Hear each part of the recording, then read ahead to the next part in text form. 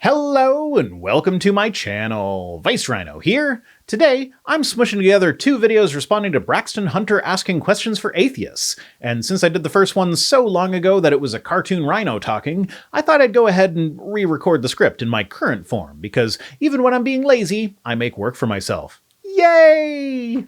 Anywho, I've been toying with the idea of redoing some of my better Avatar videos with my big stupid face, so sound off in the comments if that's something you'd be interested in. I mean, realistically, with when I expect this to be airing, I probably have already done that a couple times. Anywho, the first part of this is Braxton's 10 Questions for Atheists video from 2020, and I'm going to be mostly leaving the script alone, but I did update it in a couple of spots. The second one is Braxton's 5 Questions for Atheists in 2025 video. So, let's take a look!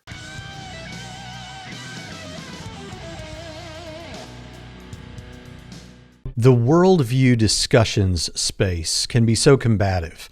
And when atheists and Christians come up with lists of questions that they don't think the other side can answer, those questions usually aren't genuine. Well, I can't speak to anyone else, but anytime I have asked questions about religious beliefs, I have genuinely wanted an answer. Several years ago, I took part in a collaboration in which a bunch of atheist content creators asked questions directed at Christians. It was titled Questions No Christian Can Answer, which is definitely a title that makes one expect dishonest gotcha questions rather than sincere questions, but I never liked that title myself. I think it was titled that way for the clicks rather than because that's what anyone asking the questions actually thought, but speaking for myself, my question was about why God needs blood in order to forgive sins. In the New Testament, we are cleansed by the blood of Jesus. In the Old Testament, you needed animal sacrifices, often with specific blood rituals in order to gain forgiveness. I genuinely wanted to know why the Christian God is so obsessed with blood. But the only response I got to that question was a text document where a few apologists attempted to answer, but usually deflected to just the general idea that a sacrifice pays for sin, without explaining anything about the importance of blood to the sacrificial ritual. So, for me, when I ask questions like that, I really do want to know the answers. For this specific question, I don't really think there is an answer. It's just another example of ancient cultures practicing blood magic, but because this particular culture's religion persisted into modern times, the blood magic aspect gets downplayed and usually ignored. I've never made a list like that, although I've responded to some. Here, I hope my atheist interlocutors will consider these questions deeply without giving glib answers. I'll do my best, but I do like being glib ever so much. These aren't meant to be gotcha questions, though I'm not asking for no reason. I expect you will have answers, and I want to hear what the most sincere among you have to say. With that, here are my 10 questions for atheists. What facts about reality that you and I agree are real facts about the way the world is, does your worldview account for, but my Christianity doesn't account for, or at least doesn't account for well? That depends a lot on which branch of Christianity you belong to. I'm familiar with Braxton's name, but I usually don't watch his content, so I'm not familiar with his specific theology. But if he holds to the properties of God that most Christians agree with, then the problem of evil comes to mind immediately. In this view of God, God is all-powerful, all-knowing, and is perfectly benevolent. Evil should not exist in a universe that was designed by such a God. He had the foresight and ability to create a universe in a way that would not result in evil, but would still accomplish his goals. One goal that I often see put forward as the excuse for the existence of evil is free will, but I've never seen that justified biblically. It's usually just an assumption that God wants us to have free will. But even so, if you believe that heaven exists, then that means that either you can have an existence that does not include evil but still allows free will, or that you lose your free will when you go into heaven. So, what's the point in free will in the first place? The existence of morality also comes to mind. At least morality in the form that we see, not the idealized hypothetical morality that is often posited by apologists as evidence for God in the form of the moral argument. If there were a perfectly moral God who gave us a book instructing us in the perfectly moral way to live our lives, this book should withstand the test of time. But there are things that pretty much everyone today agrees are immoral, which the Bible either does not address or it flat out endorses. If God exists and slavery is wrong, you would think that God would mention slavery being wrong at some point in his book outlining the ideal moral code. You wouldn't need apologists ignoring the rules for non-Hebrew slaves and presenting the Hebrew indentured servitude rules as though they were the universal slavery rules, and then saying that being an ancient Hebrew indentured servant was better than being a 19th century American chattel slave, therefore the Bible doesn't endorse slavery. It would just flat out state in the book that slavery is wrong. No instructions for slaves to obey their masters, no instructions for masters to be gentle to their slaves, just a flat-out statement that owning another human being as property is forbidden. So I guess this introduces my third answer. The existence of apologists is better explained by atheism than Christianity. If God exists and he has a message that he sincerely wants to impart to all of his creation, he wouldn't need fallible humans to try and explain that when the Bible says slave, what it really means is... It would just say what it really means. You wouldn't need to do an in-depth dive into understanding ancient cultures and the writings of all the great theologians throughout history in order to understand God's message. That is, not if God actually wanted his message to be accessible to people. I have heard apologists say that the idea is that God wants a relationship with people who are willing to put in the work into understanding the deeper meaning of his book, so he made it difficult to understand on purpose. But that seems like more than a bit of a stretch to me. Is God really condemning billions of people to eternal torture for the crime of not being convinced that he exists based on how flawed his book appears to be? Why would he make his book appear flawed and in need of human interpreters? And even if you put the work in, many theologians have contradictory opinions on important biblical issues. How do you determine which ones are right and which ones are wrong? So there, that's 3 things that I think are explained better by atheism than by the actual existence of the Christian God. Christianity accounts for evil, suffering, the existence of other religions, including supernatural events in those other religions, science, and differences among different denominations of Christianity. Yeah, I'm sure there have been apologetics to account for all of those things, but this is where Occam's razor kicks in. In order to account for all of those things in atheism, you don't need to do anything more than just observe those things, and boom, they're accounted for. Why are there different religions? Because different cultures develop differently, so we expect their religions to be different as well. Why is there evil or suffering? Because the universe doesn't care about our existence. We simply are, so there's no higher power taking care of us. It's up to us. Why were there supernatural events in those other religions? There weren't. There have never been supernatural events with sufficient evidence to actually conclude that they were supernatural, in Christianity or other religions. Science? Yeah, you study the world and thereby come to understand the world. That's not a religious thing, even if many of the great scientists of history were religious. Why are there different denominations of Christianity? Because when humans have differences of opinion, and no God exists to step in and settle the differences, churches will split. But in order to account for all of these things with the assumption that God is real, you have to do all sorts of mental gymnastics to make it work, whereas they just make sense from an atheist perspective. But I can think of many things that the most common worldviews that include atheism don't answer as well as I think Christianity does. Like universal supernatural claims. Our brains like to attribute agency to things, which is explained by evolution. If you see the grass move and think it's a lion and so you run away and hide, then if it was actually a lion, you have a better chance of surviving than the person that says it's just the wind. Now sure, if it is just the wind, you will both survive, but over time, the ones who attribute agency to it are more likely to survive, giving a survival advantage to beliefs that include agency where there is not agency, and so the supernatural was born. To universal religious experiences. Until that gets a better definition, it doesn't really mean anything. What is a religious experience? Is it a personal encounter with God? Is it just a feeling of awe and wonder? Is it a vision? A demon encounter? Most of these have scientific explanations involving brain chemistry, and there's often a common thread in the more vivid experiences. They usually take place when one is alone just before you go to sleep, or just after you wake up. So the most common encounters with supernatural beings tend to take place in close proximity to sleep, a time when we know our brains do crazy stuff for several hours at a time. A lot of them fit perfectly into the sleep paralysis category. When you sleep, your brain is supposed to disable its motor functions. When it doesn't, you get sleepwalkers. Sometimes, when your sleep is disturbed for one reason or another, the brain is delayed in restoring motor function, so you wake up but can't move. This is usually accompanied by being in a half-awake state where you are awake but still dreaming. Now, go and read accounts of encounters with demons, witches, or aliens sometime. A lot of them share a common thread. The person is just woken up or is just about to fall asleep. They feel an unseen presence in the room. They feel pressure on their chest. They're terrified without knowing why, and they're not able to move. That sounds like sleep paralysis to me. Free will. The existence of free will is a debatable topic. You can't just assume that it exists. Sure, the appearance of free will is there, but it is possible that everything is deterministic in nature. And as I mentioned, the Bible doesn't actually say that God wanted us to have free will, and in fact, there are several stories in the Bible where God violates our free will, or punishes people, usually with death, for exercising their free will. God hardening Pharaoh's heart comes immediately to mind. Also the flood of Genesis, where everyone was killed for being wicked. That is, for exercising their free will in a way that was displeasing to God. Morality. As I explained, morality is an area that I feel is better accounted for by atheism than by Christianity, as our modern morality disagrees very strongly with the primitive moral code laid out in the Bible.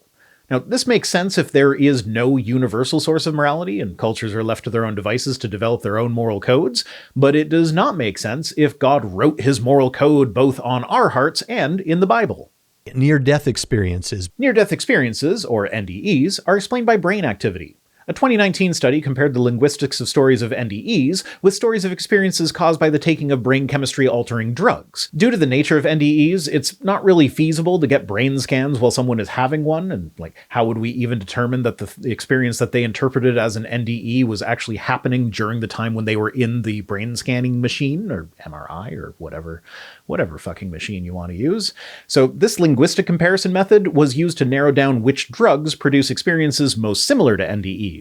Turns out, the hallucinogenic ketamine is the most similar. Since we know how ketamine alters brain chemistry, it's an NMDA receptor antagonist, then it stands to reason that when a brain approaches death, endogenous NMDA receptor antagonists are released. Basically, we know that chemical substances exist that produce experiences very similar to NDEs by altering the chemistry of our brains. We know that such substances do exist inside the body, but are normally not found interacting in the brain. So either something completely unscientific and unverifiable happens in NDEs that amounts to a supernatural experience, or chemicals that we know exist alter the brain chemistry in ways that we know it can be altered. Beauty. Beauty is subjective and strongly correlated with experience, with different cultures finding beauty in different things. The rapid expansion of the early church. There is no evidence to support the idea of the church having expanded any more rapidly than would be expected until Christianity became the official religion of the Roman Empire, at which point it did expand rapidly, because it was the official religion of the Roman Empire. That's not really all that remarkable. The events surrounding the life and death of Jesus of Nazareth. A figure whose very existence is not very well evidenced, and of whom no events were recorded until he had been dead for at least 30 years. There is better evidence for the miracles performed by the Emperor Vespasian than there is for Jesus' miracles.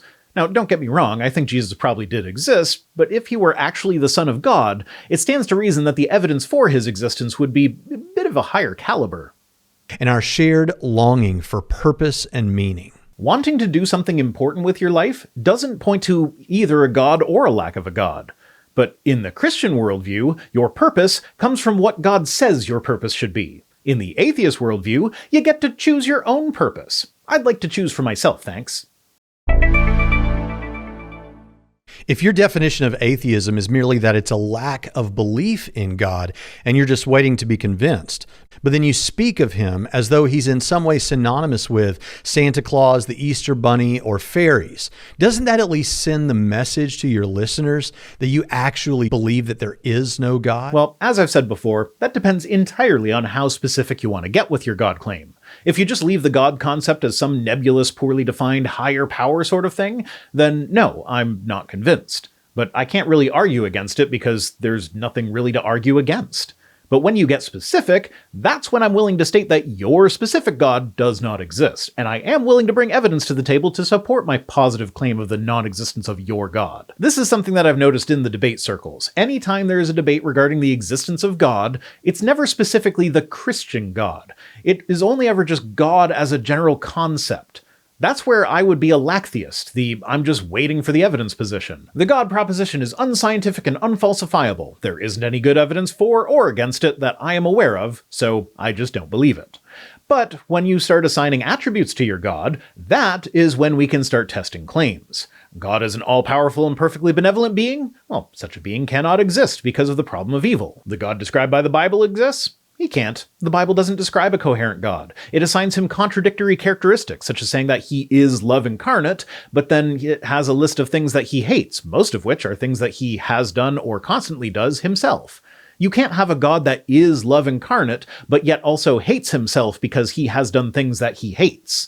You also can't have a God that is love incarnate, but then requires someone on at least one occasion to sacrifice his daughter to him. If God were love incarnate, he would have told Jephthah before he made his oath what would result, and explained that he doesn't want to cause the pain that would result from that oath, so choose something else. So yeah, with regards to the Christian God, I am convinced of his non-existence, just like I am convinced of the non-existence of Santa Claus, the Easter Bunny, and the Tooth Fairy. When atheism becomes a part of someone's worldview, they typically change their positions on other issues like abortion, sexual morality, and a number of other things. Often, but not always, yes.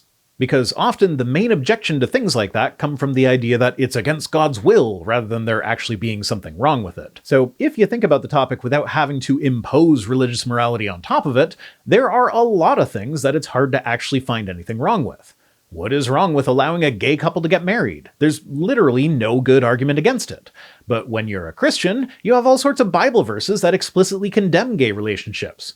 Well, the condemnation is less explicit for women than for men. I could see there possibly being some Christians out there who are okay with lesbians getting married, but not with gay men, but it is easier to roll with the implication that it applies to both. So for a lot of people, after they leave the church, they no longer see any good reason to think that any of these things are wrong, so they change their position.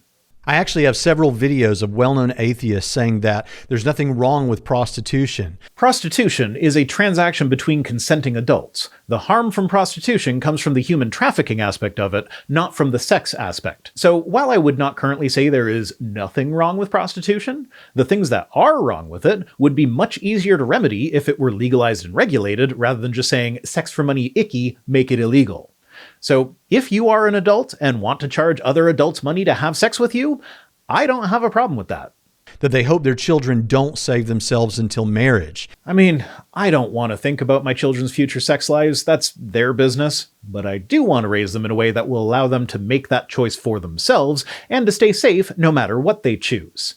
And yes, I'm sure there are some uncomfortable conversations about that topic in my future. Actually, past Rhino wrote that one. It's been a few years since I wrote the script for this one. There have been some uncomfortable conversations. In my opinion, with regards to these conversations, the save yourself for marriage track is taking the coward's way out. I don't want to talk about this subject that is culturally taboo with my kids. They probably don't want to hear it from me, so I'll just say, don't do it, and leave it at that.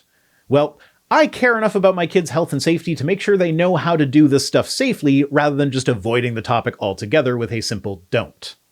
And that sex workers should be put up on a pedestal no different than the military. Honestly, if anything, I think the military should not be on such a high pedestal. Now, don't get me wrong, I definitely have respect for people that have made that choice to serve their country, but how much of it is a choice to fight for something they believe in, as opposed to just wanting to pursue a higher education and trading years of their lives for that education, or to get a decent income with no qualifications, or to escape a bad situation that has its roots in just what area you happen to live in? Living in an area that has limited access to education, jobs, public transportation, other public services, what have you? I have seen military ads promoting joining up as a way of accomplishing all of this. So do I applaud the kid in the Royal Navy ad who joined up as a way of escaping a life situation that could easily have seen him on a path of crime? Sometimes the pressures of growing up here could have led me down the wrong path. Remember, you have a choice too. Of course I do. It's not easy being in the military, so that does show a certain fortitude in joining up to get out of a bad situation. But I do not think that the reverence bordering on worship that some people have for the military is a healthy attitude. I didn't use those here because I didn't want to seem combative to individuals, specifically the individuals who made those statements. So why'd you bring them up then? You are saying here that you know bringing it up would be perceived as combative, but you didn't use the specific clips because you don't want to be combative to those specific people. But in bringing up those statements, not only is that combative to the people who made those statements, who likely know that you are talking about them, but now it looks like this is you generalizing those statements onto the entire group of people who use the label atheist. I've been giving my opinions here, but my opinions are not necessarily representative of the atheist community as a whole, but without the context of which specific people said those things, those statements are ultimately meaningless, whether or not I agree with them. But even if you didn't become an atheist just so you could sin, and I believe you, do you at least understand why those moves could send that message to people who might say that to you? Sure, but those people probably have the cause and effect reversed. I stopped thinking that being gay is wrong when I stopped being a Christian. That doesn't mean that I became Okay, that part of the script maybe didn't age well. I didn't become pansexual because I stopped being a Christian, but leaving Christianity did give me the freedom to explore my sexuality without worrying about being sent to hell for it. I stopped thinking sex outside of marriage is wrong, but that doesn't give me permission to cheat on my partner, who I am not currently married to, but we do have an agreement that is mostly monogamous. It has nothing to do with religion. To quote Pelagia when presented with the "you just want an excuse to sin" statement, I have the excuse, I just need the sin. Now, do you know what would help a good deal in not giving people the impression that they just want an excuse to sin? Not having preachers attribute that motivation to atheists. I did plenty of what I thought was sinful behavior when I was a Christian. I didn't need an excuse to sin. If anything, Christianity gives you a free pass. If it's really so bad, you can just ask forgiveness when you're done, and boom, your sins have been washed away. As an atheist, though, you actually have to be personally accountable for your actions. So if anything, you're just a Christian because you want an excuse to sin works way better than the other way around. If it's a lack of belief sort of atheism, what is it? Is it 50-50, 60-40, 75-25? And at what point do you feel disingenuous saying that you merely lack a belief, as opposed to leaning towards, I believe that God does not exist? You can answer this one for yourself. Consider Russell's teapot. The idea is that there is a teapot orbiting the sun between Earth and Mars. We can't see it because it's such a small object in the vastness of space that we wouldn't even know where to begin looking. You can't prove that it does not exist. Because you cannot prove that it does not exist, you cannot come to a positive position of asserting that it does not exist. And yet, I'd wager that you don't believe that it exists. You lack a belief in Russell's teapot. How strongly do you lack this belief? And do you feel disingenuous stating that you don't believe in Russell's teapot? Lack of belief atheism is like that. You can't prove that no God or gods exist, so you're intellectually honest enough to admit that fact, but you see no reason to believe that they do exist. If you really want me to stick a number on it, I'd say I'm about 99.9% sure that no gods exist, for the simple reason that Russell's teapot seems infinitely more plausible than God. We at least know that the existence of such an object is possible, if unlikely. After all, we have sent a bunch of spacecraft in between Earth and Mars. One of them might have had a secret mission that included launching a teapot into orbit on its way. The same cannot be said for God. About possibility, that is, not about an Earth vessel launching him into orbit. We don't even know if the existence of God is possible. So by that reasoning, I figure that the existence of Russell's teapot is more likely than the existence of God, and I'm pretty sure that Russell's teapot doesn't exist. But I'm not making the claim that it doesn't exist, I just don't accept the claim that it does until such a time as I'm presented with the evidence. Do you accept the claim of Russell's teapot? Do you deny it? If you deny it, are you providing evidence against it, or are you just denying it offhand as something for which there is no evidence? And is it 50-50, 60-40, 75-25? Now, I know we've all got our talking points, but I want you to struggle to be as sincere with yourself as you can right now.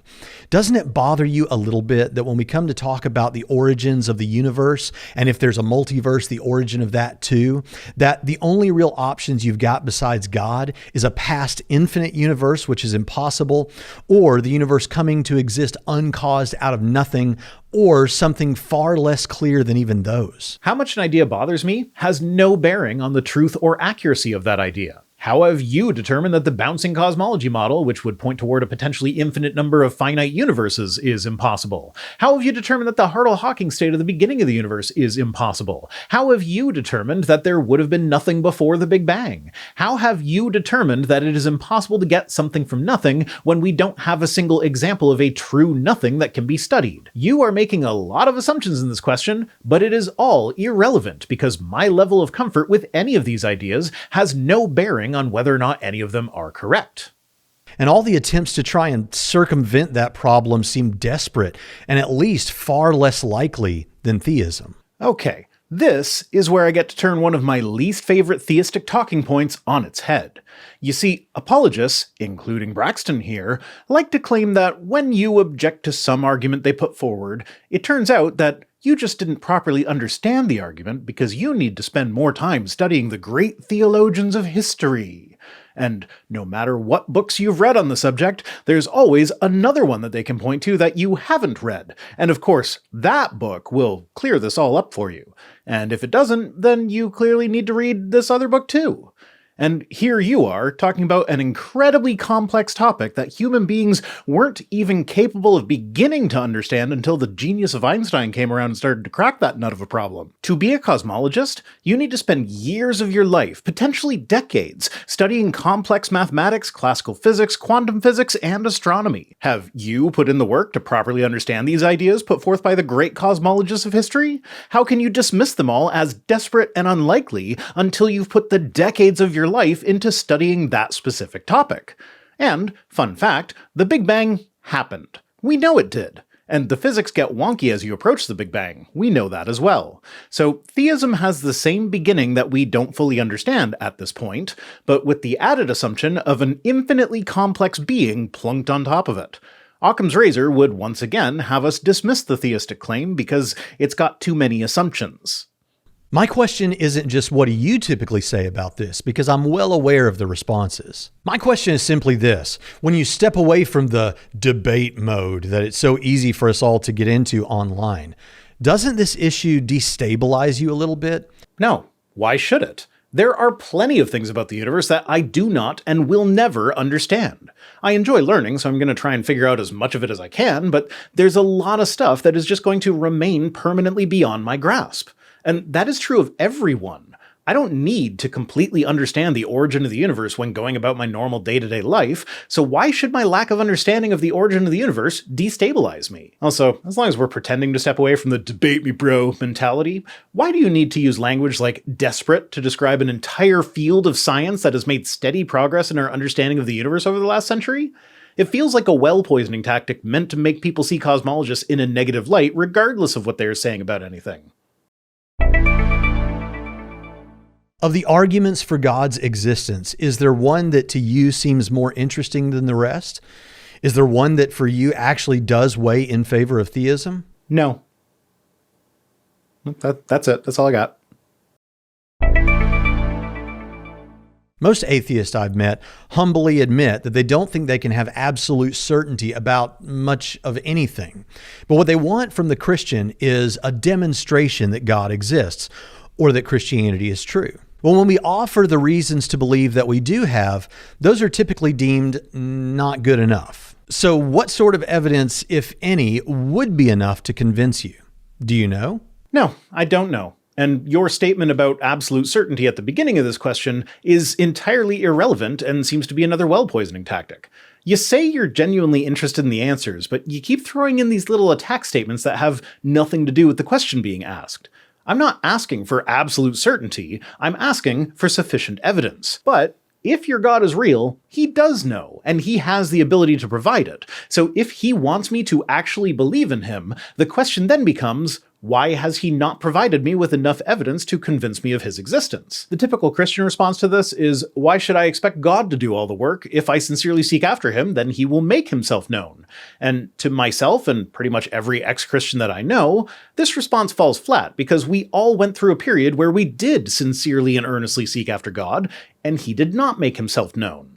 And since it's often a conversation stopper, let's take experimental reproducibility off the table, since that's not even always necessary for science. What? Why would it not be necessary? When is it not necessary for science? I mean, I guess you could say that the qualifier experimental isn't always necessary for science, but scientifically, the whole point is that anyone can look at the data and come to the same conclusion.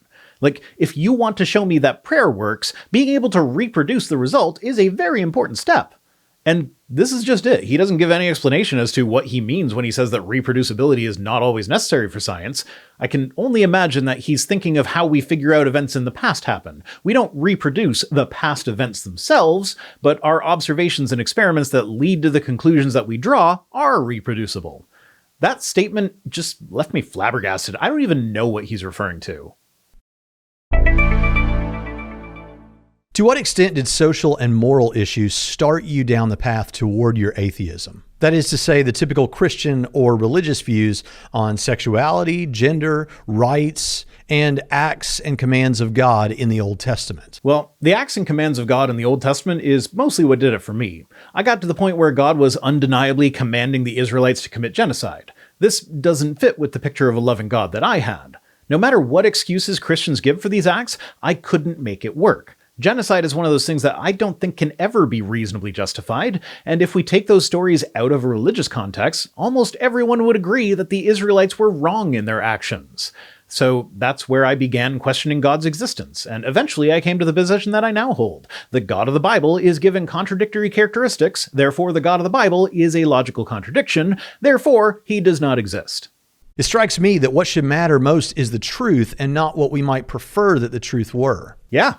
I would have preferred that the truth be that there was an all-loving being looking out for me in my day-to-day life, but then I found that the truth was that if the God of the Bible exists, then he couldn't be all-loving because an all-loving being would never commit or command genocide. I honestly wonder how much those issues and ones like them motivate the deconversion rather than all this talk about evidence. I mean, I was believing based on being raised in the religion. The quest for evidence began when I started feeling my belief fading. I wanted to believe, so I looked for evidence to support my belief, and I came up empty. So now I don't believe. These things are not mutually exclusive, they work together. Can you name the last 3 academic books you read by theists on the subject? Can you name the last 3 peer-reviewed research papers you read on the subject of cosmology? How long ago did you read them? Or is most of your understanding of apologetics and atheism from non-scholarly internet sources, pop-level books, and, let's face it, YouTube videos? You know, earlier when I mentioned turning the "but what books have you read" argument on its head, I originally wrote it including the bit about Braxton using that as an argument, but then as I reread it, I thought, yeah, I'm pretty sure I've seen Braxton used it, but I didn't really pay close attention to him, so I could be mistaken. I'll give him the benefit of the doubt. So I took that line out. This part of the script is where I jumped back to that point and put that back in. I didn't realize it would be included here when I took it out. I thought Braxton might be better than that. No, I am not well versed in the academic and scholarly works of theology. The idea that God wants to have a relationship with you, but he won't unless you read not only the Bible, but also Aquinas, Irenaeus, Luther, Calvin, and more, just seems silly to me. The Bible is supposed to be the perfect word of God, but God couldn't be bothered to write it in a way that is comprehensible to most people, so you need to also read the works of the great theologians? That's a great plan! If the plan is to make yourself so unreachable that the vast, vast majority of human beings to ever live will wind up being tortured for all eternity. But hey, all of the science of cosmology is desperate. And of course, you'll notice that he doesn't mention any specific books, because there are so many that it's literally impossible for any one person to read them all. So if anyone says yes and lists a bunch, there's always going to be more that he can pull out and say, ah, but you haven't read this one yet. That explains why you don't understand. I have better things to do with my life than read theology about a God who can't be bothered to introduce himself to me. And be honest with yourself about this. Anyone can Google up a list of books and paste them in the comments section. But I want to know, are you getting the best from the other side? Well, I focus on young Earth creationism mostly, so no, I'm definitely not getting the best, but I am getting some of the most popular. Let's finish with a pretty common one. If you found out today to your satisfaction that Christianity were true, would you accept God's authority, repent of your sins, and trust Jesus as your king? I honestly don't know. I want to do the Aaron Ra thing and say, no, God is an immoral monster. Why would I give him my repentance or allegiance? Why would I trust someone who kills people who displease him on a whim, even in the New Testament, as evidenced by the story of Ananias and Sapphira? But if the God of the Bible were shown to actually be real, I might be too scared to be rebellious. Now, sure, God would know my motivation, so I'd probably still wind up in hell, but I can't say for sure that I wouldn't at least try to get into heaven. But it wouldn't be out of love or respect. It would be out of pure, abject terror of the monster who sends people to an eternal torture chamber for the crime of not believing in him without sufficient evidence. That's it for this one. Now it's on to Braxton's updated questions for 2025. Okay, what video of his should I look at today? No, that's bait.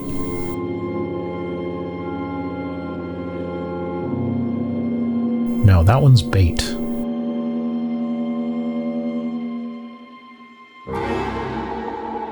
No, I don't want to do that one. It's bait.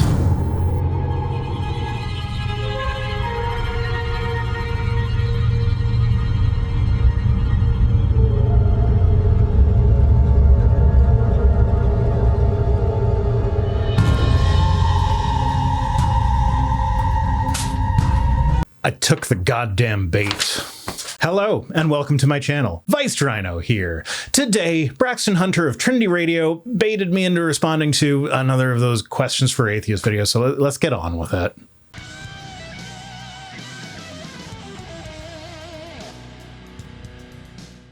But now, as 2025 is upon us, I've got 5 questions for atheists in 2025, given certain events and current debates in the worldview discussion arena. If you're an atheist, I want to know what your answer is to these questions. Well, at least this time he's not pretending that he's not attempting to ask gotcha questions to leave atheists unable to give good answers.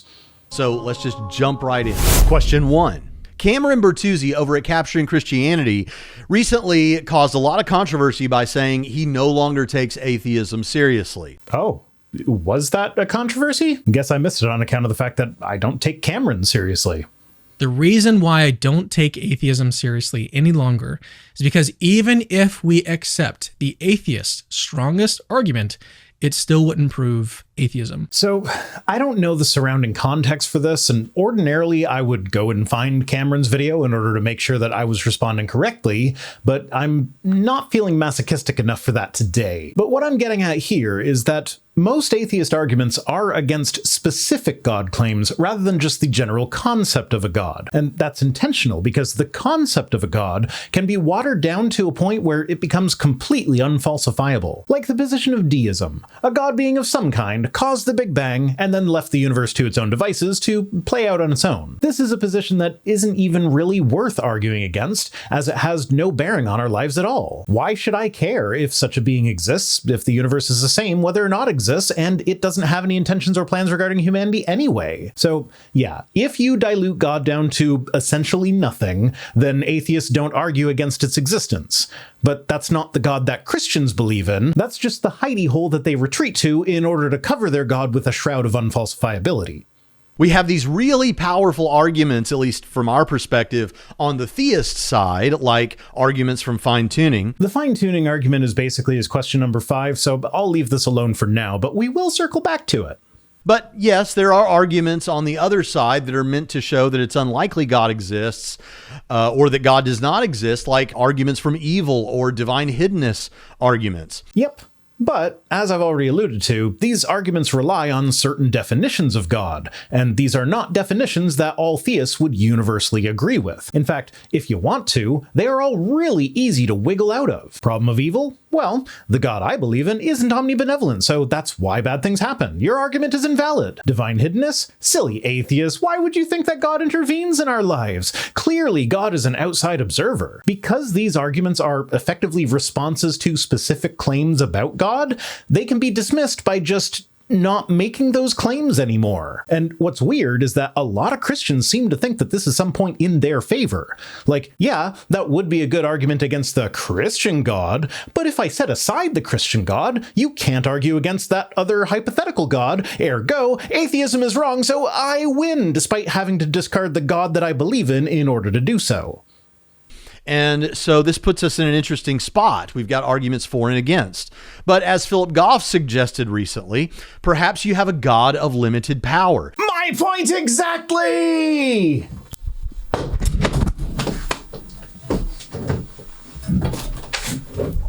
You saw nothing. There you go. A Christian who thinks that God is omnipotent, so by definition does not have limited power, is now saying that maybe God has limited power in order to escape from the arguments against an omnipotent God. Here's a thought. How about you define the God that you believe in and then stick to that definition? Best case scenario here is you get an atheist to say, okay, I guess I'm technically an agnostic rather than an atheist, but I still don't believe in your God because of the same reasons that I've already given. Do you consider that a win? If so, why?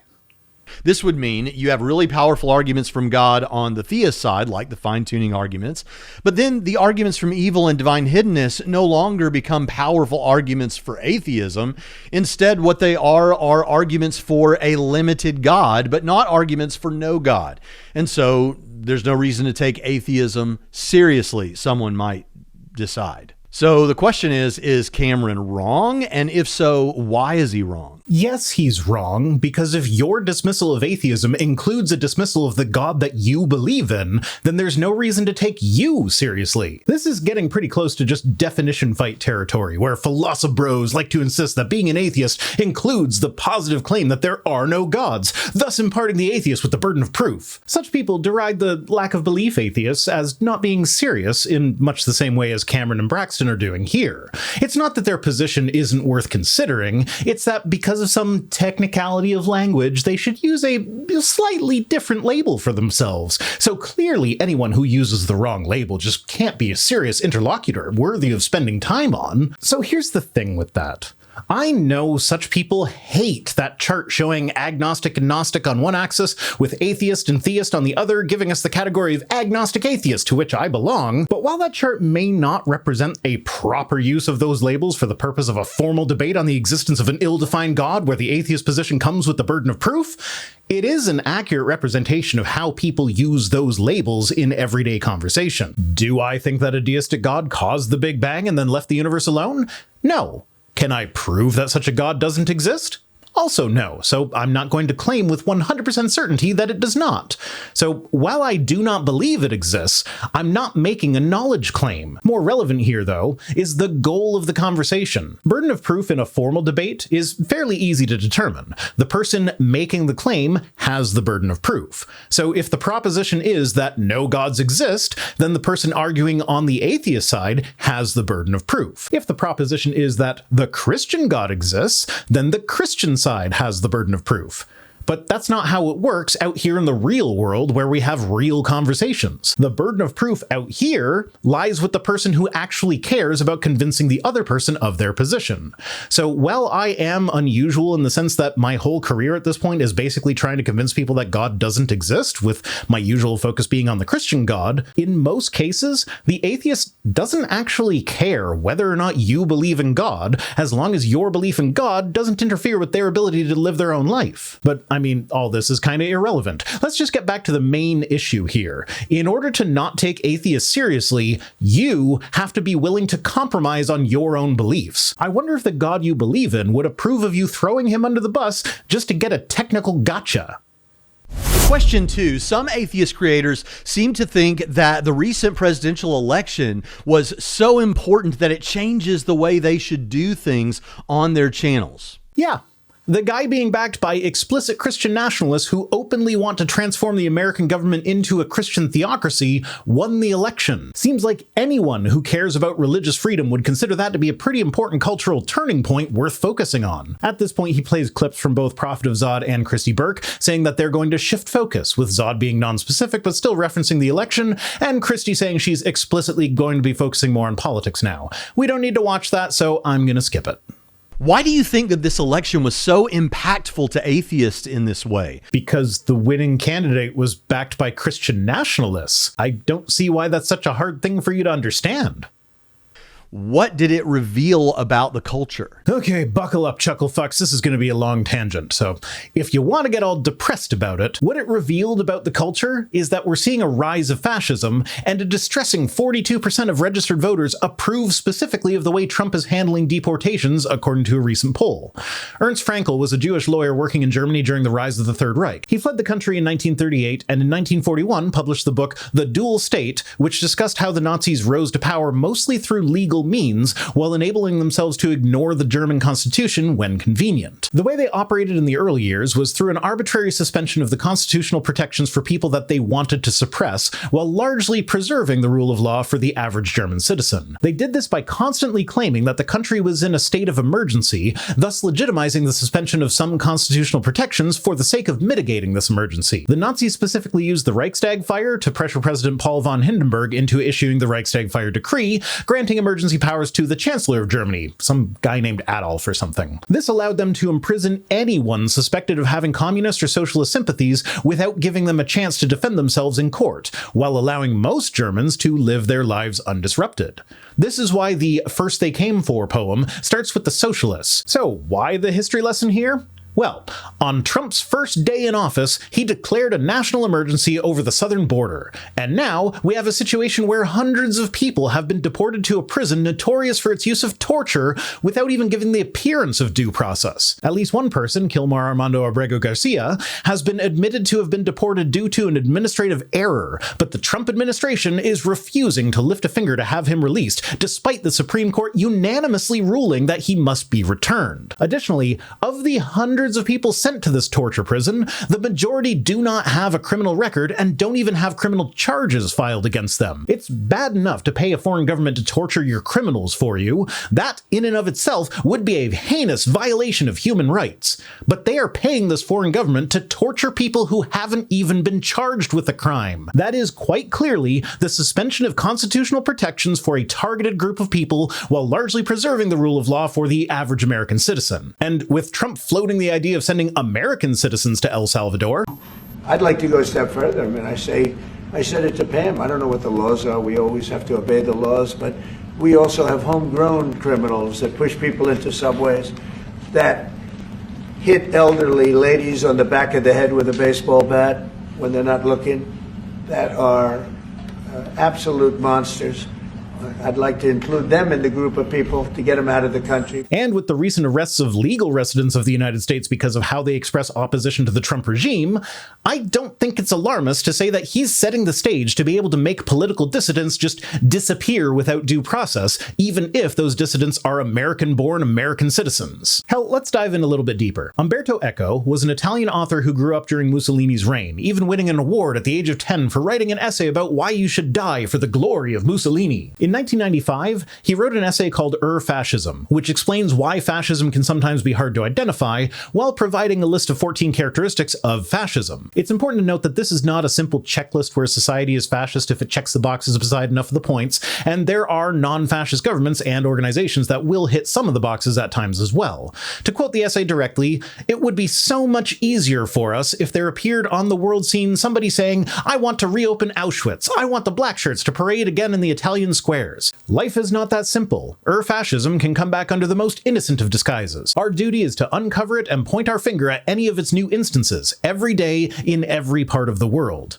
But if you read the whole essay, complete with the context surrounding each of the points, the similarities between the United States and this description of fascism are rather frightening. So despite my saying that this is not a list of checkboxes, let's check some boxes, shall we? 1. Cult of tradition. There can be no advancement of learning. Truth has already been spelled out once and for all, and we can only keep interpreting its message. This goes quite nicely with the next one. 2. Rejection of modernism. Modern culture is depraved. We need to return to an earlier and more wholesome time. Taken together, these are the essence of the whole idea behind Make America Great Again. Go back to before DEI, CRT, and the woke mind virus ruined society. 3. A cult of action for action's sake. Act without thinking. Thinking is emasculation. You can't trust the intellectuals. To use Eco's words, universities are a nest of reds. To modernize that a bit, cultural Marxism is taking over our universities. Part of this is that the intellectuals on the side of the fascists will attack modern culture for betraying traditional values,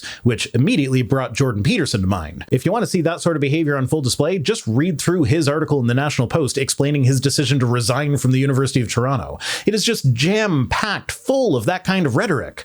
And also, I didn't learn about this until after I wrote this part of the script. There's that book called War on Science that Richard Dawkins is a part of.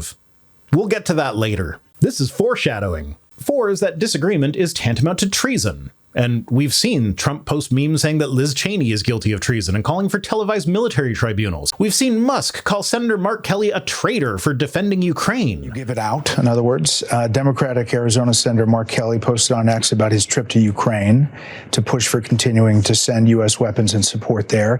And you posted that he was a traitor. Well, why do that? Well, I think somebody should care about the interests of the United States above the interests of another country. And if they don't, they're a traitor. We've seen Trump sign executive orders calling for the investigation into members of his previous administration who went on to criticize his actions and calling them traitors while signing it. And I think what he did, he wrote a book, Anonymous, said all sorts of lies and bad things. And I think it's like a traitor. And those are just the instances that come immediately to mind. I'm sure there are a bunch more that I'm forgetting about. 5 is related. Disagreement is the sign of diversity. Fascism needs consensus by exacerbating fear of differences, trying to make people afraid of both the outsider and intruders into your culture that are already here. For this one, need I say more than they're eating the dogs and cats in Springfield? The immigration fears work well for both the outsider and the intruder. Someone who has not yet immigrated is to be feared because they're going to contaminate the culture. And the ones that already have immigrated are already contaminating the culture. This is actually one of the reasons why Jewish people are a common fascist target. They have spread throughout the world while maintaining their cultural identity, so everywhere they go, they are outsiders, but they already live everywhere, so they're already present. 6 is that fascism derives from individual or social frustration by appealing to a frustrated middle class and stoking their fears caused by pressure from lower classes. This is where you find all that rhetoric about welfare queens wasting your tax dollars and buying lobster dinners with their food stamps, a ridiculous picture that doesn't exist in reality. Hell, the whole Department of Government Efficiency is playing into those fears. It's not just the welfare queens, it's anyone who works for the government. They're all a bunch of lazy, no-good fraudsters who need to be cut down and eliminated because they're taking your tax dollars. 7 is the obsession of a plot. They must be under attack at all times. Crooked Joe Biden rigged the election. The deep state is responsible for anything that goes wrong. The left wants to trans your kids and release criminals into the streets. And that leads into 8, which is that enemies must be simultaneously too strong and too weak. Yes, Crooked Joe Biden stole the election, but Sleepy Joe Biden can't even climb up that big set of stairs on Air Force One. Everyone is simultaneously pathetic and weak, but also the biggest threat the nation has ever seen. 9 is that life is lived for struggle. Hard times create strong men and all that. 10 is contempt for the weak. The whole Trump administration is an exercise in unearned bravado. Anyone in the administration that admits to making a mistake inevitably gets fired, like the lawyer who said that Kilmar Garcia being sent to El Salvador was an administrative error. On top of that, you've got that whole tariff fiasco where Trump is so desperate to be seen as a strongman that he's willing to sabotage the world economy so that the leaders of other countries will have to do what he wants in order to get him to act with anything approaching sanity. And when they do, he mocks them for being weak. 11 is that everybody is educated to become a hero, and they should crave a heroic death. This one is a bit more subtle and less exclusive to the Trump administration, but can definitely be seen in the pedestal that the military is placed on. 12 is machismo, a disdain for women, and intolerance and condemnation of non-standard sexual habits, and frequently involves playing with weapons. So yeah, all the anti-LGBTQ stuff, the blatant misogyny, and posing for Christmas card pictures with your family all wielding deadly weapons. Do I even need to elaborate on this one? 13 is selective populism. The leader interprets and expresses what is said to be the common will of the people, with the people being assumed to be a monolith. We see this in Trump claiming to have the mandate of the people and talking as though his opinion is the opinion of the people. That's why nobody watches CNN, because they're too concerned with freeing innocent people from torture prison instead of Trump clearing criminals off the streets. Why don't you just say, isn't it wonderful that we're keeping criminals out of our country? Why can't you just say that?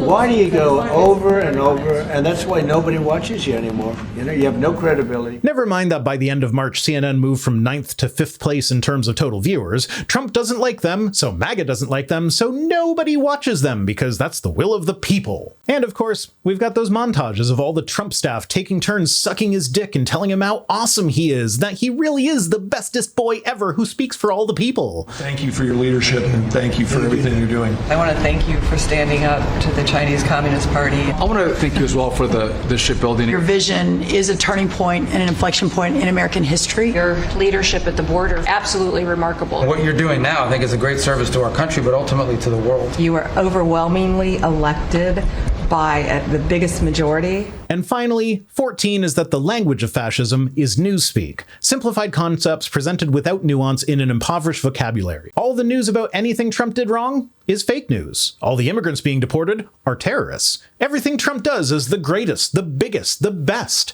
All nuance is lost for the sake of a soundbite. And of course, we can't forget that war is peace, freedom is slavery, ignorance is strength, and deportations liberate millions, as can be seen on the Chiron of the Jesse Waters show, which is basically Trump propaganda at this point. So yeah, after that very brief aside on the Trump regime's fascism that was still barely scratching the surface, I hope you can see why people who oppose fascism might pivot their content to focus more on, you know, opposing fascism rather than sticking to Christianity. Of course, this raises several more questions, like how come Christianity and fascism are so intertwined?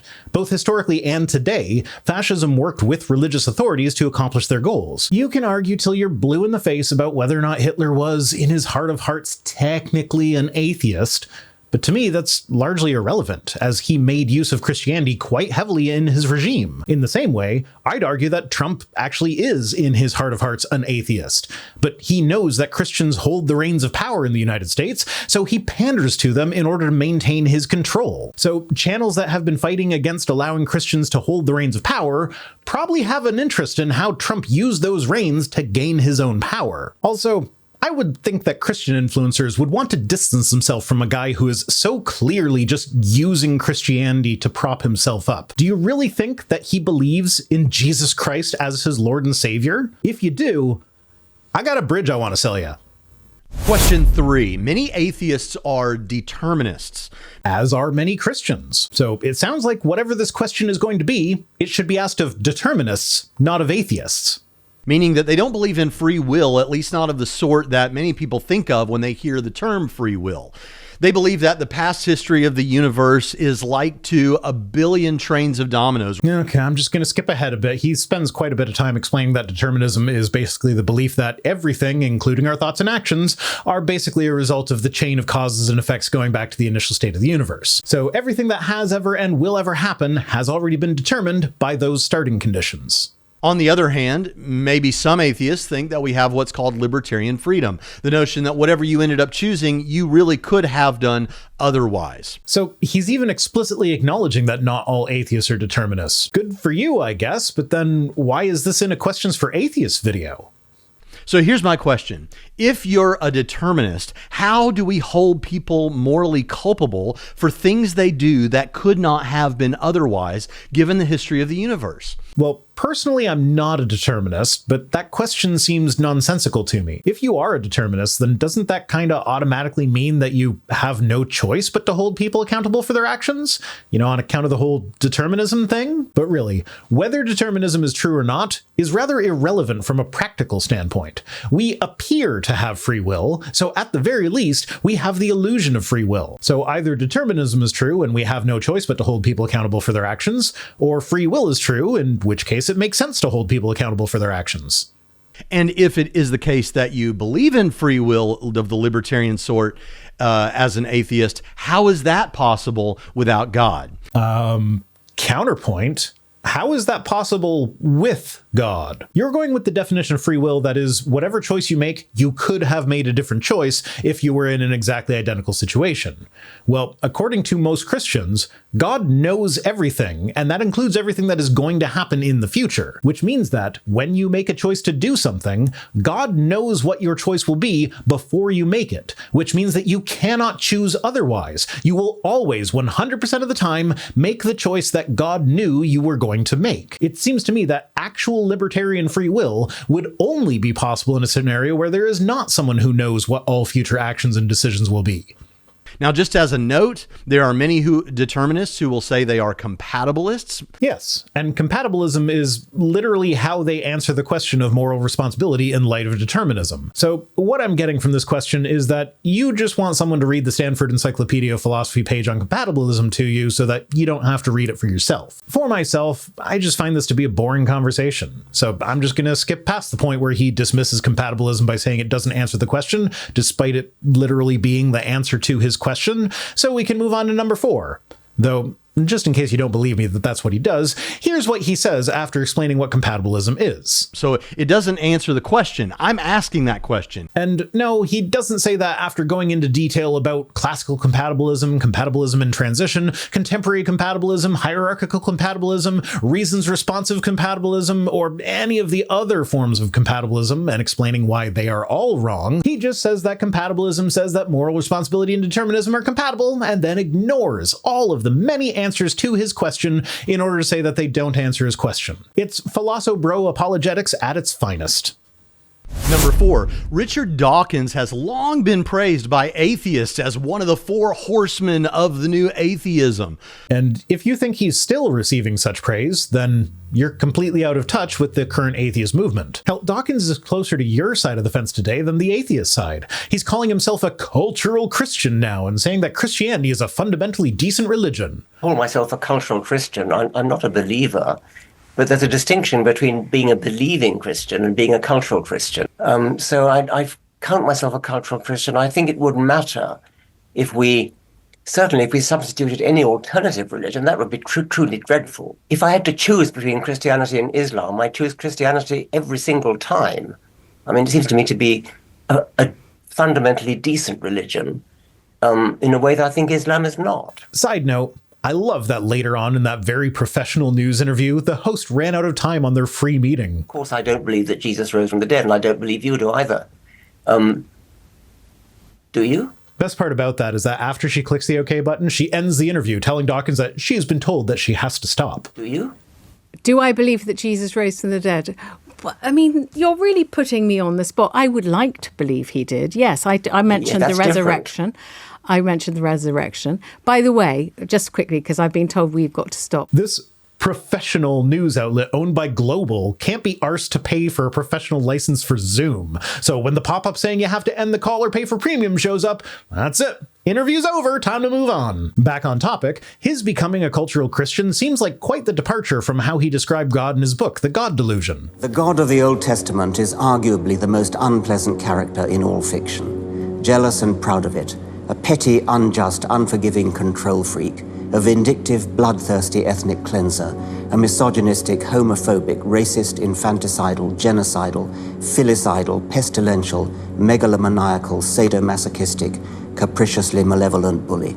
So that's what you think of God? Yeah. Now, I am sure that his stance could be defended by saying that he's only talking about Old Testament God there, whereas he said that Christianity is fundamentally decent, so that's New Testament stuff. Except if the Old Testament weren't a fundamental part of Christianity, they would have not included it in Christianity. And if that had happened, instead of having an Old Testament and a New Testament, we'd just have the New, and it probably wouldn't be called that. Also, this doesn't quite get along with another passage from the God Delusion. Quote, "But there are other teachings in the New Testament that no good person should support. I refer especially to the central doctrine of Christianity, that of atonement for original sin.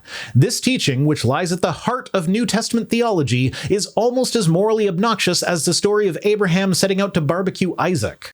Now, call me crazy, but I don't think the statement, Christianity is fundamentally decent, is really compatible with the teaching that is at the heart of New Testament theology is as obnoxious as the story of Abraham setting out to barbecue Isaac. And worth mentioning is that today the Trump administration is essentially waging a war on science, cutting funding, firing staff, eliminating programs, and so on. I promise you this is not a segue into a ground news head. I just realized what that sounds like. So naturally, people like Richard Dawkins, Steven Pinker, Lawrence Krauss, Jordan Peterson, and a bunch of other scientists and science-adjacent people have collaborated on a book called The War on Science, which naturally has nothing to do with the Trump administration's actual war on science, and is just a collection of grievances about how higher education is rife with cancel culture and DEI. Seems like just what is needed in these trying times. Never mind the guy cutting funding for AIDS research. A professor got fired for using a slur. It's a war on science. If you want more details on this ridiculousness, I highly recommend Drew's video on it over on his channel, Genetically Modified Skeptic. All this to say that Dawkins is a relic who has resorted to grifting the right wing in order to desperately cling to relevance. Recently, he's caused some controversy with some comments about the trans debate. Oh, his controversies go back a lot farther than that, but yes, he is also wrong about trans people. For many atheists, he's right about science when it comes to young earth creationism versus evolution, but he's wrong when it comes to this current cultural debate. Do you personally think he's right or wrong, and why? He's wrong. Watch last week's video for more detail there, but I'm curious, why does it even matter? If I didn't know any better, I'd say that it looks like Braxton is approaching this from the religious standpoint, where there are people who are religious authorities who cannot be questioned. They are right all the time. If you look at atheism through such a lens, it's rather easy to see popular atheist figures as the equivalent of one of those religious figures. As such, it seems like this question is meant to prompt a re-examination of Christianity by means of calling into question the legitimacy of one of those so-called atheist authorities. But that's not actually how it works. Dawkins is correct about evolution and is incorrect about trans people.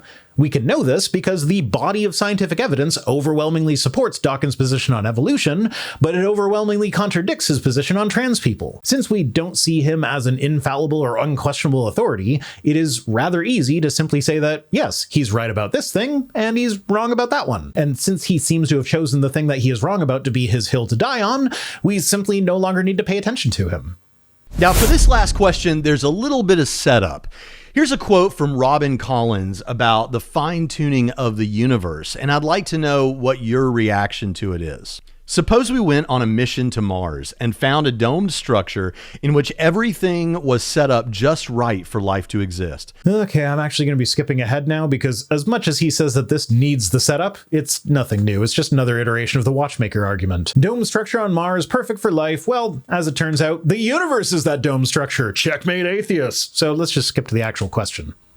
What conclusion would we draw from finding this structure? Will we draw the conclusion that it just happened to form by chance? Certainly not. Instead, we would unanimously conclude that it was designed by some intelligent being. That would depend on a lot of assumptions, but notably we've got a question of scale here. If life exists in the universe purely because of chance, having an extremely large universe would improve the chance of life happening. But in a domed structure small enough to fit on Mars, your opportunities for a chance to favor the development of life are quite limited.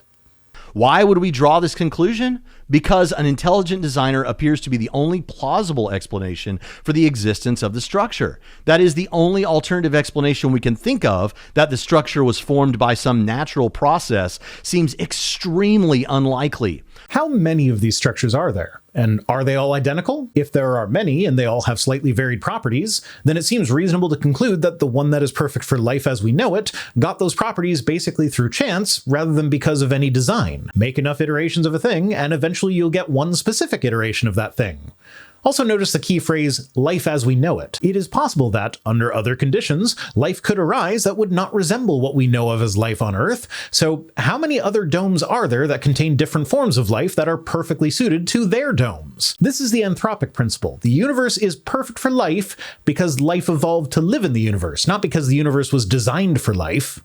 The universe is analogous to such a biosphere, according to recent findings in physics. Almost everything about the basic structure of the universe, for example, the fundamental laws and parameters of physics and the initial distribution of matter and energy, is balanced on a razor's edge for life to occur. Well, that razor's edge isn't quite as sharp as apologists would have us believe.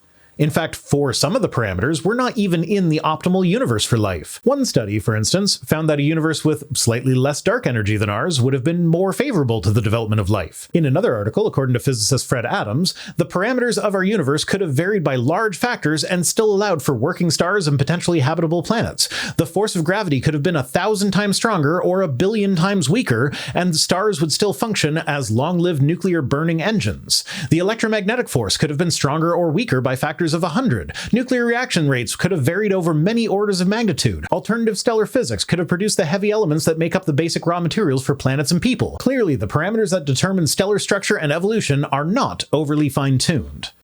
And in a study with the hedgiest title to ever hedge, preliminary inconclusive hint of evidence against optimal fine-tuning of the cosmological constant for maximizing the fraction of baryons becoming life, theoretical physicist Don Page presents the evidence that the universe would be more fine-tuned for life if the cosmological constant were slightly negative rather than the slightly positive value that has been measured.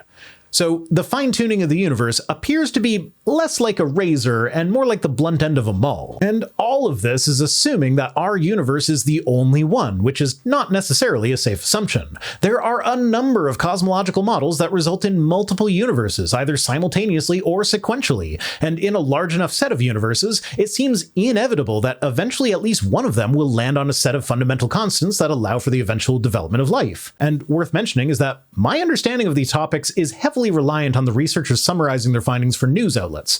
Why is that? Well, here's some of what can be found in one of the papers that I have just referenced. Look at that. Do you know what that means? Because I don't. Just looking at it makes me want to cry.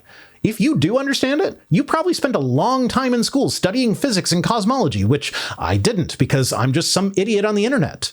So if you want to tell me that I'm wrong about what this equation says, then go ahead. but at least have the decency to hire a translator that speaks cosmologist to explain why to me, because Braxton, I'm willing to bet that you don't understand this equation either. And while I'm not even going to pretend to understand any of the math involved in cosmology, I have curiously never seen an apologist address any of it either. They will confidently proclaim that they know the universe to be fine-tuned, but they don't bring equations that actual cosmologists could scrutinize to the table to support that conclusion. They're just going by the vibes. Yeah, man, seems fine-tuned because, like, that's what makes sense to me, man. But why should I take you seriously if you can't explain it aside from an appeal to our intuitions? Now, to be fair to Braxton, I am about to skip a bit where he does read from a list compiled by Robin Collins that does cite a bunch of cosmologists regarding fine-tuning, so I could see him disagreeing with this characterization, but the most recent citation in the list is from 1989.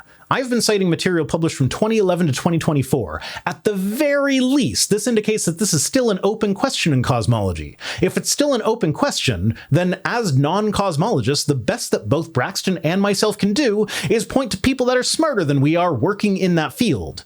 How do we, as lay people, decide which ones are correct?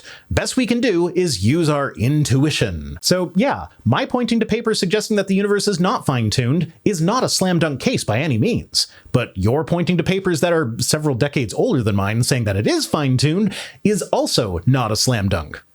Now, these are some of the kinds of facts that are often used to make fine-tuning arguments. Some of the best arguments for God's existence, according to almost everyone involved. I have often made the claim that arguments based in cosmology are the last bastion of apologetics because ultimately every argument for God, when you break it down and analyze it, winds up being an argument from ignorance. We don't know how X could happen without a God, therefore God. Our understanding of science has progressed to a point where previous unknowns that had been explained with God now have scientific explanations no God required. Cosmology, though, is a complicated field with many unknowns remaining. So it is quite telling that this place where all the unknowns live is also where the best arguments for God live. So here's the question. Are we wrong to think that this supports theism? Yes. If so, why? Because at best, you've got a God of the gaps argument. We don't know how the universe could be the way it is without God, therefore God. That is, at its heart, a very weak support for theism, and by your admission here, it's the best you've got. And that's it for this one. Today's comment of the day comes to us from Alan Bear 6505, who says, regarding original sin, didn't Jesus die to wipe away our sins? If so, why is original sin still a thing? Because, Alan, you don't get your sins wiped away unless you accept Jesus into your heart. So everyone still has to be born into sin to allow them to choose to love Jesus at at eternal hellfire point. Thanks for watching. Thanks to everyone who went to throne.com/Vice Rhino to help with some of the equipment. Y'all just completely cleared the list out, so I threw some hard drives on it now. I honestly didn't expect that you guys would buy literally everything on the list. Amusingly, a bunch of them arrived on my middle child's birthday, so I got more presents than they did on their birthday. But don't worry, I'm not a dick. I didn't rub it in. I'll be back next Friday with more, but if you need to get your Rhino fix in before then, I live stream with Sirs every Wednesday at 8:30 Eastern on my other channel, The Watering Hole. Thanks to Piper for being my editor, and special thanks as always to my patrons, who are the fascism that is rising in the administration that is my channel. If you'd like to make people who disagree with you disappear, then you can join us on Patreon for as little as $1 per week over at patreon.com/Vice Rhino, or by supporting the channel in one of the other methods that can be found at links.vicerhino.com, which is also where you'll find links to my other projects. If for whatever reason you want to send me stuff, my P.O. Box address is in the description. See you next time!